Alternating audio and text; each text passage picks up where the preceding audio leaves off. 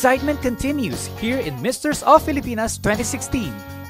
After the grueling screening of candidates, to the final selection, to the personality development from John Robert Powers, here we present another inside look on their journey towards winning the titles of Misters of Filipinas 2016. From all over the Philippines, halos ginawa namin 1 month yung audition. So, sa 1 month na yun, nakagather kami ng hundreds ng kandidato down to, eto, the top 22 yung binigay natin ng grand callback. And then, the rest are coming from the regional partners and yung mga Filipino community. So, parang nahirapan talaga kami mag-deliberate kasi talagang yung hinahanap natin dito for Misters of Filipinas is yung overall package, kung sino talaga sila, kung ano yung pwede nila, ano yung kaya nilang mai-contribute o yung kakaiba sa kanila para for the international pageants. Para sa pinaka all-around na persona na maaaring kumatawan sa Prime Events Productions Philippines Foundation Incorporated at sa buong Pilipinas, nararapat lang ang naiibang makeover para sa mga candidates ng Misters of Filipinas 2016. At para matulungan ng mga candidates sa kanilang new look, we have partnered with the leading salon in the country, David Salon. Being a contestant for this Misters of Filipinas, dapat lagi siyang presentable. Maayos yung kanyang buhok, pwede siyang mag-makeup, and then of course magko-complement yung kanyang hairstyle doon sa kanyang damit na isusuot at saka sa event. Dapat mag-complement yun.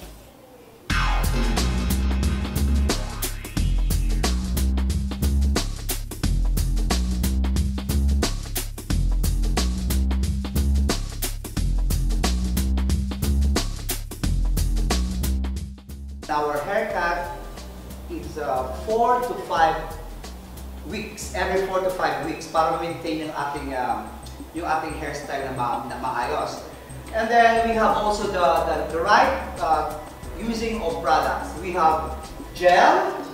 Siguro naman alam niyo yung mga gel, no? Gel kung gusto niyo ng sleek, yung clean, yun ang gagamitin natin. We have also the wax, which is we have also the David Salon products we have here. We have the wax, we have the strong wax, we have the soft wax, then the shampoo, conditioner.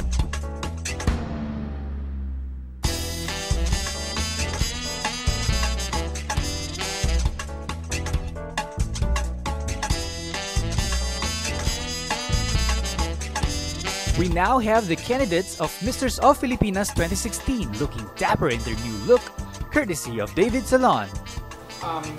About this makeover, sobrang na-meet yung expectation ko, lalo na sa buhok.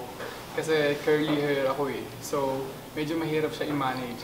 Pero with the help of David Salon, parang ngayon, mas mabilis ko na siya ma-manage.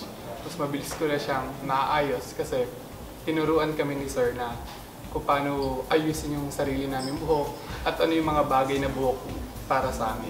Masaya naman ako sa naging makeover kasi hindi ko ini-expect na kaya pala makapag-style ng ganitong buhok sa buhok. So, very happy naman ako sa naging result.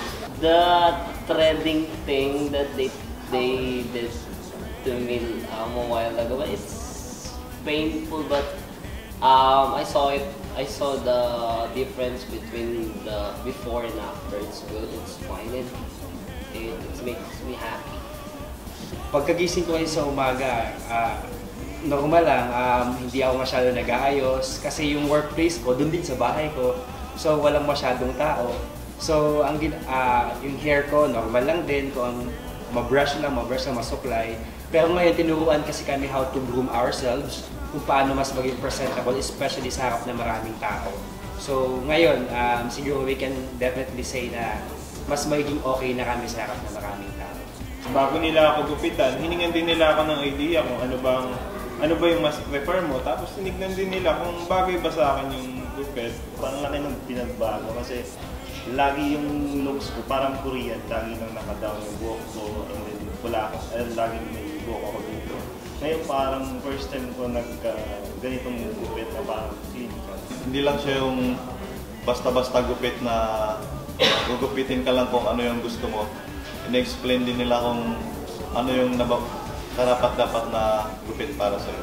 Ang pinaka-natutunan ko po talaga yung tamang pag-aalaga sa sarili, especially po sa hair, tsaka sa hygiene namin. Ito na yung parang the best hairstyle, one of the best hairstyle na nagupit sa akin in my entire life. So, titignan ko rin naman, of course, di rin maiwasan, titignan ko rin yung gupit ng iba. Pero, itong sa akin, parang for me.